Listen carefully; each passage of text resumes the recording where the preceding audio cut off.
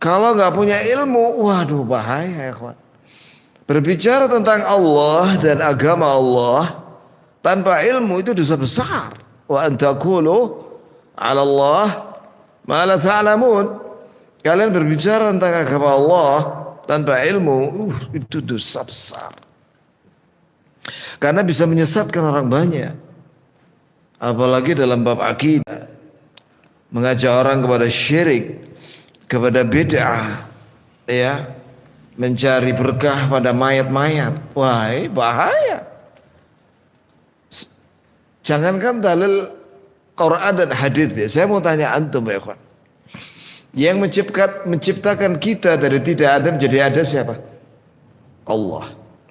Yang menghidupkan kita Allah. Yang mematikan makhluk Allah. Yang memberi rezeki siapa? Seluruh makhluk Allah. Iya kan? Dan yang mengatur takdir di Lauhul Mahfuz Allah.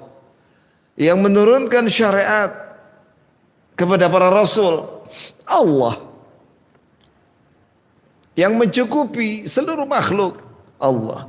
Tiba-tiba ada orang bilang, ayo kita cari berkah ke mayat. Duh, ya apa coba?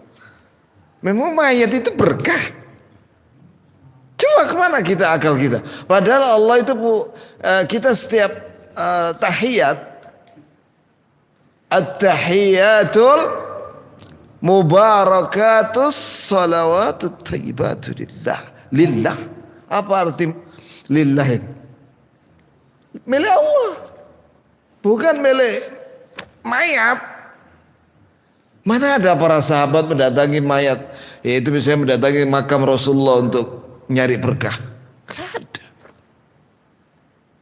Ketika terjadi paceklik di zamannya Umar bin Khattab radhiyallahu anhu, ya, apakah Umar waktu itu mengajak kepada para sahabat dan penduduk Madinah untuk mendatangi kuburnya Nabi? Tidak. Dia sholat istisqa bersama kaum muslimin. Kemudian dia panggil Al-Abbas. Al-Abbas ini pamannya Nabi. Dia masih hidup. Al-Abbas. Ta'ala Abbas, sini kau. Ya. Terus Umar berdoa dulu. Ya Rabb, dulu ketika kami kekeringan dan ada nabimu, kami minta sama nabimu untuk berdoa kepadamu dan kau beri kami hujan. Lah nabimu sudah meninggal, maka kami panggil paman beliau, yaitu Al-Abbas. Ya Abbas, berdoalah kau. Maka Al-Abbas berdoa, Allahumma akhidna khaitan mughitha. Umar dan kaum muslimin mengaminkan, amin, amin, amin. Turun hujan. Mana ada mendatangi kuburnya Nabi untuk minta-minta sesuatu dan berdoa di situ? Tidak ada. Anjuran dari Nabi misalnya mengatakan, kalau kamu berdoa datanglah ke kuburanku, karena di situ akan lebih dikabulkan. Mana ada begitu? Tidak ada. Iya, itu jamaah sekalian. Apalagi kuburnya yang nggak jelas. Mari kita berpikir secara jernih, secara sehat, dan juga berdasarkan dalil. Tidak ada satupun Nabi menyuruh kepada para sahabat untuk ngalap berkah di kuburan. Tak pernah. Justru Nabi mencontohkan ketika datang ke kuburan Baqi di Madinah. Nabi mengatakan apa? Assalamualaikum ahlad diyar darukum mu'minin wa inna insyaallah bikum lahikun. Nasallahu lana wa lakum al-afiyah. Yarhamullahu al-mustaqdimina minkum al-mustaakhirin. Semoga Allah memberi keselamatan pada kalian wahai penghuni kuburan dari kaum mukminin, laki dan perempuan. Kami insyaallah akan menyusul kalian mati. Kami minta kepada Allah keselamatan untuk kami dan kalian. Semoga Allah merahmati yang duluan mati dan merahmati yang mati belakangan. Dan merahmati yang mati belakangan.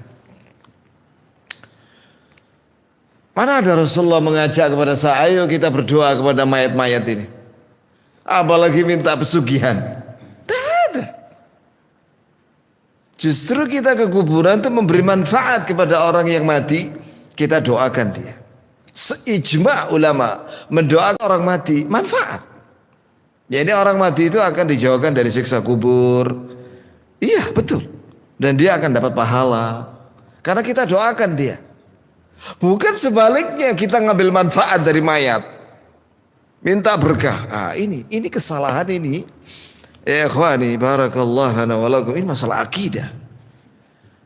Kalau kita nggak tahu masalah ini, kita bawa sampai mati. Kalau ditanya oleh Allah Azza wa Jalla, siapa yang memberi berkah? Aku apa mayat? Allah. Mada kuntum ta'budun? Apa yang kalian sembah? Kepada siapa kalian mencari berkah? Kita kalau ketemu orang Islam, Assalamualaikum warahmatullahi wabarakatuh. Semoga Allah memberi keselamatan kepadamu dan Allah memberi rahmat kepadamu dan Allah memberkahimu. Mana ada kita ucapkan semoga Habib fulan memberi berkah kepadamu.